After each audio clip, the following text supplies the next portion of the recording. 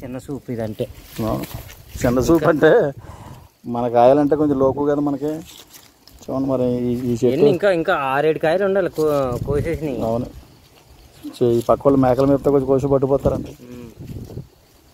చాలండి ఇలా దేశవాళీకి సీతాఫలం ఇలా కాస్తే. ఇప్పుడు ఎలా చెప్పనండి, ఈ సీతాఫలం అంతా కొనేసండి. గెటక్స్ ఐస్ క్రీమ్ అని ఒక కంపెనీ ఉంది బాంబేలో.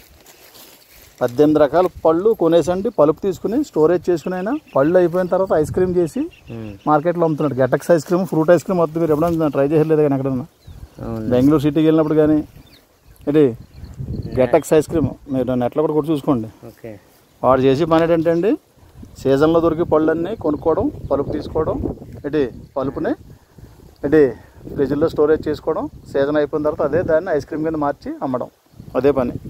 మీ ప్రాంతాల్లో పంటే కొంటాడు మళ్ళీ. బాగా క్వాలిటీ ఉంటుంది మీ ప్రాంతంలో అయితే. ఇది సీతాఫలంలో రెడ్ సీతాఫలం అండి.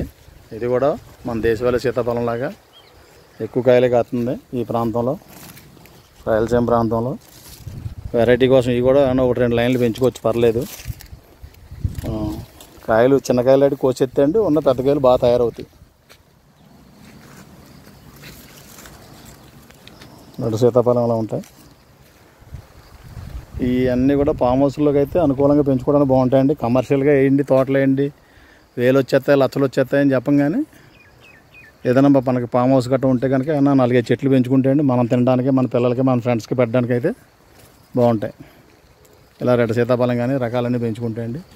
ఏ చెట్టు కూడా కొని పాతగానే మీకు రిజల్ట్ రాదు. కనీసం 3-4 ఏళ్ళు పెంచిన తర్వాత రిజల్ట్స్ ఆశించాలి. రెడ్ సీతాఫలం ఇది కూడా ఇంట్రెస్ట్ ఉన్న 2 చెట్లు పెంచుకోండి, పర్లేదు.